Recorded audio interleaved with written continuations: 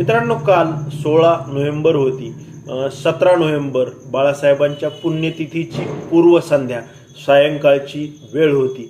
स्थळ होतं शिवाजी पार्क, दादर. आणि त्या ठिकाणी मग उद्धव ठाकरेंचे शिवसैनिक आणि शिंदे गटाचे कार्यकर्ते यांच्यामध्ये जबरदस्त राडा झाल्याचं आपण सर्वांनी बातम्यांमधून पाहिलेलं आहे. अनेक ठिकाणी व्हिडिओ देखील तुमच्या माझ्या पाहण्यात आलेले आहेत. मग हे नक्की का घडलं आणि कसं घडलं यावर मी एक स्वतंत्र व्हिडिओ बनवणार आहे. परंतु माझं असं मत आहे की मुंब्रा इथं जो काही राडा घडला होता, तर त्या राड्याचा हा पार्ट 2 होता. म्हणजे मुंब्र्यामध्ये पार्ट 1 तर शिवतीर्थावरती पार्ट 2. आणि मग मी एक व्हिडिओ मुंब्र्यामधील राड्यानंतर बनवला होता, ज्याचं थंबनेल मी वर देत आहे. तो व्हिडिओ जाऊन तुम्ही नक्की पहा.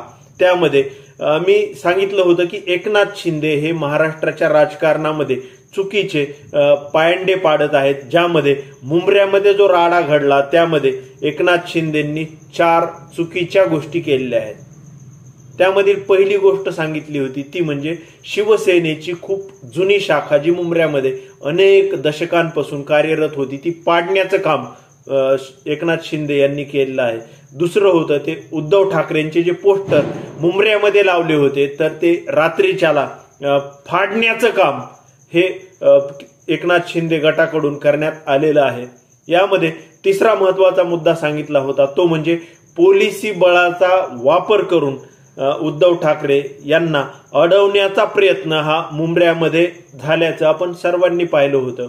आणि यामध्ये चौथा मुद्दा मी सांगितला होता तो असा होता की शाखेच्या जवळ नरेश मस्के आणि त्यांच्यासोबत काहीशे कार्यकर्ते एकत्रित जमवून त्यांना पोलीस संरक्षण देऊन त्यांच्या मार्फत हुल्लडबाजी, घोषणाबाजी घडवून आणणं आणि मग त्या परिस्थितीमध्ये कुठेतरी मग वादावादी होईल, दंगल सदृश्य परिस्थिती होईल किंवा दंगल घडेल असं वातावरण निर्माण करण्याचं काम हे एकनाथ शिंदे गटाकडून मुंब्र्यामध्ये करण्यात आलं होतं. आणि हे अत्यंत चुकीचं आहे असं मी त्या व्हिडिओमध्ये सांगितलं होतं.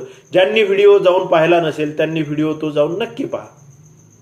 आणि मग त्याचे परिणाम नक्की काय होऊ शकतात याबाबत मी सविस्तर विवेचन केलं होतं.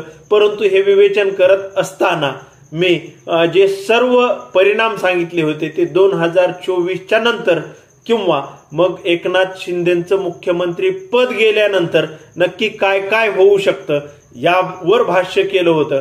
परंतु उद्धव ठाकरेंसोबतचे जे शिवसैनिक आहेत तर ते अतिशय आक्रमक निघाले, ते अतिशय जलद निघाले, अतिशय सुपरफास्ट निघाले. आणि मग सुषमाताई अंधारे या अनेक भाषणांमधून असं म्हणत असतात की विरोधकांचा हिशोब मी चक्रवाढ व्याजासहित घेणार आहे.